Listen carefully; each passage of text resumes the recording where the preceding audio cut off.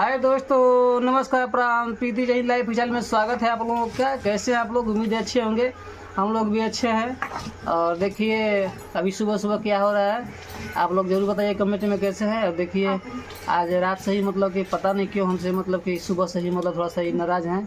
अब क्या मैटर है समझ में नहीं आ रहा। देखिए उठ के चली गई यहाँ से। और काहे हो काहे भांटा लेखा मुँह लटकेली बड़ू, कुछ प्रॉब्लम बा? जानता हो ना, ये बाप रे बाप, इतना ही खराब आदमी बाड़ा न, इतना बिगड़न तो हम तो सोचले ना रही कि ये हमारा संगे ऐसे करत हवन।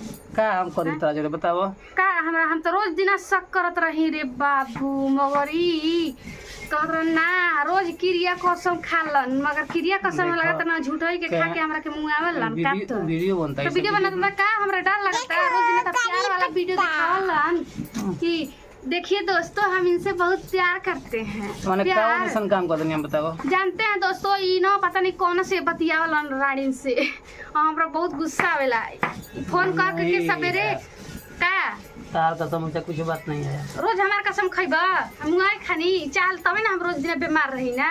हमरा जानते ना मन का मार दी तार मुंह सब चोखा हो जाओ। हम नहीं हमरा ऐसा से बोला बात ना आज के बाद हम इनका संगे प्यार वाला वीडियो बनाए ना सकी ना। हम जान गए ना हमरा शक रहल, मगर आज क्लियर हो गई माने कि केकर फोन है हमके बताओ। काजन कोना के आइल रहल कोना के ना तो कुछ बोलत है कोई? बोलत रहे, आवाज हमार सुन के काट देले हिया फोन।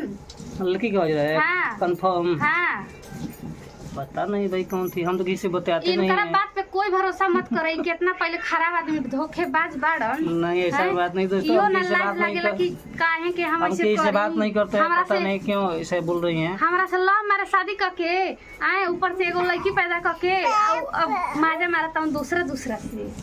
ऐसा कुछ बात नहीं, गलत बोल रही तू हैं। हटा ना हमरा फिर से, हम तोरा से ना बोलम ना माने बतियाई। क्या प्रॉब्लम हमको बताओ। तू काहे के ओने से बतिया? आवाज पहले सुन लो, कंफर्म करो तब ना ऐसे बोलोगे। कंफर्म ना, हम कंफर्म सुन ले भाई। पहले हारो हेलो हेलो धीरे धीरे आवाज आवत रह। जब हम बोल देनी ना हो रही सुतल रही तब भी हम ठीक तो मन बा, करत रहल कि वही घरे हम ठीक बा, अब ना आई। जानते हैं दोस्तों, कभी कभी ना हम आप लोगों को पूरा रिकॉर्ड दिखा देंगे, ठीक ना। ये क्या करते हैं, अभी तो मोबाइल में से नंबर डिलीट मार दिए हैं। ठीक है दोस्तों, ज्यादा बोल रही हैं, अभी थोड़ा सा चलते हैं। अगले वीडियो में आप लोगों से मिलेंगे। अगले अभी वीडियो के में लिए तो हम पता नहीं क्या नमस्कार। दिखा दें, समझला कि ना। ठीक है, दिखा दिया।